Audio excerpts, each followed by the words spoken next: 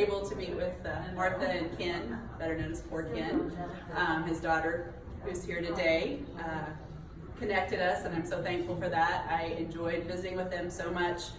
They also had menus and pictures, and they've brought some of those, as Jackie's also done that. So afterwards, you guys can feel free to go visit with them and see what they've brought. But in talking to Ken, he's always got the little bit of a smirk going on. You don't know is he pulling my leg? Is he not? Well, like that keeps you on your toes. But to hear some of the marketing ideas that they had, it was just very unique. You could tell a very creative mind, likes to have fun, but also very business-minded. And I go into detail about that in the book.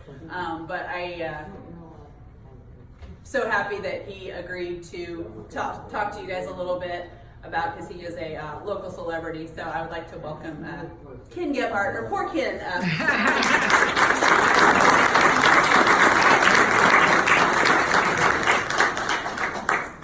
Thank you, Kerri. Jackie's a hard act to follow. It really is. He's got some neat stories, and of course I remember some of them. I forgot too, we had a wedding down there. One and only wedding. They're here. They're here. Yeah, and they're here. You talk about promoters. Oh my goodness. If I name off Playboy, Old Boy, Dog and Suds, Gebhardt Barbecue, Heritage, Hillcrest House, Interstate Pancake House, is there anyone in this room that worked at any one of those places? Well, I talked to someone a while ago. I guess he didn't make it back. Anyway, I am poor Ken, also known as Kenneth Gebhardt. I came to Columbia in 1955. Just got out of the service on the GI Bill. Was going to be a VOAG teacher. And was staying in the attic of a house over on Windsor Street with two other guys. And one evening I was lamenting that I needed a job. I can't remember what the stipend from the government was, something like $90 a month or whatever. But our rent was $15 a month in this attic.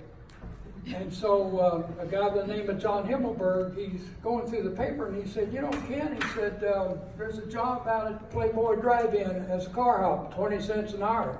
I said, I'll go out there tomorrow. I did. I got hired. I showed up with a white shirt and a tie and black pants and shine shoes, and I got to be a car hop.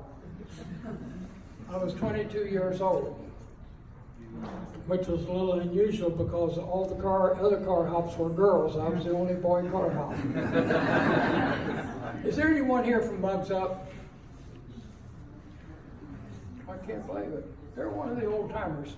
The only reason I mention that is that was my son's first job, was working for Mugs Up.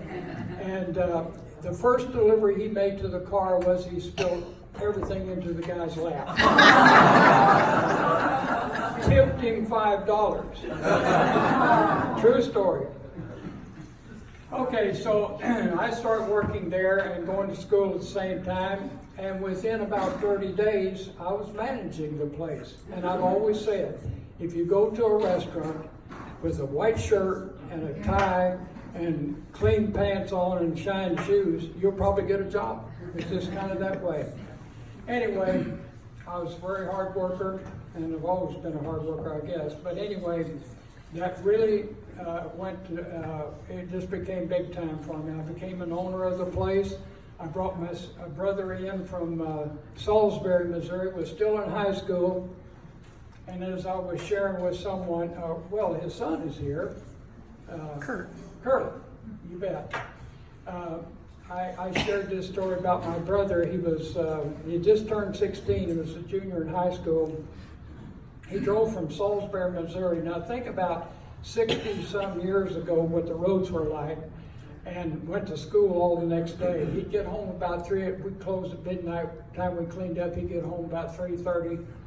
Drive back to school the next day, and so after about a month of this, he was sleeping in class all the time, and the superintendent called me. And he said, you know, this isn't working. I mean, this kid just sleeps in class all the time. So he said, you need to come up and see me. And I said, Mr. Batesel, that was his name. I said, this young man has got a future. he can't afford to go to college more than likely because he wasn't a veteran. And I said, I've got a future for him. And he agreed to it. He said, I just want to see him graduate. I said, well, graduate him then, you know. And so he did. So that's the lonesome dell in my life.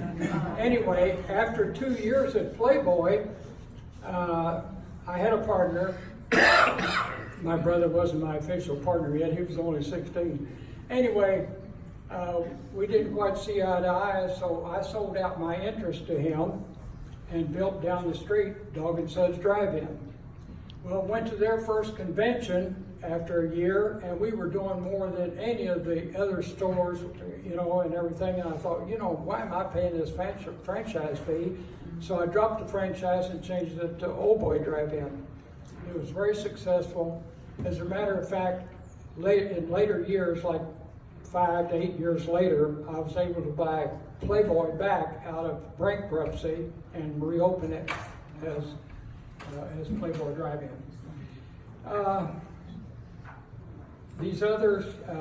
The other restaurants that we had probably never did get the notoriety that Interstate Pancake House, and that all happened in this sense. We had an individual approach us to for us to be partners and support him basically financially to get started in the Pancake House business. And by that time we had good bank credit and everything, so that wasn't an issue with us, but he was supposed to bring so much money into the deal. That didn't happen. So we ended up on our own with that. And he had hired 4 chefs out of the state of California, out of the Pancake House business, to come and work here. Well, we opened like I think in August or something like that when it was hot and everything. That was okay. Come like last week in Missouri, guess what? They all went back to California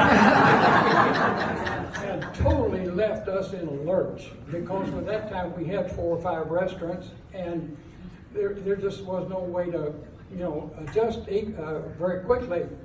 Anyway, we finally did kind of get our act together, but by that time we had lost a lot of our business. So we were brainstorming one day about how we could get attention so people knew that we existed. And you got to think in terms of the number of years ago this was, there wasn't that much traffic out there on I-70 Drive Southwest, I guess it is.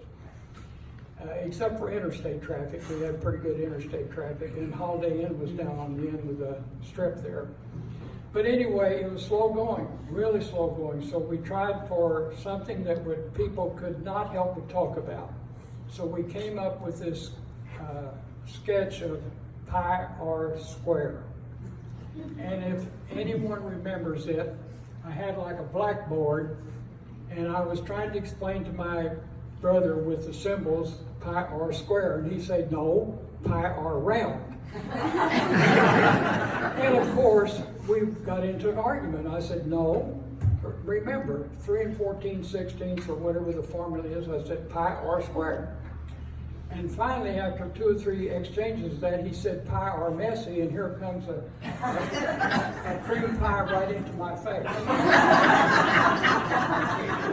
So I asked Kerri about what I should wear here today. And I said, I still have suits from the day when I was in business in the 50s. And you saw some of these around. There's Dog and Suds right there. You saw some of the gentlemen, the businessmen, all in suit and tie, and I thought, I will wear what I wore in 1955. So this is what we wore to work in those days. The businessmen did. I don't care if you were a car dealership or a doctor or whatever, you wore a suit to work. So this is one of those suits I'm wearing today, and that's the only reason I'm dressed up. I'm soon to be 86 years old, so I consider myself kind of retired.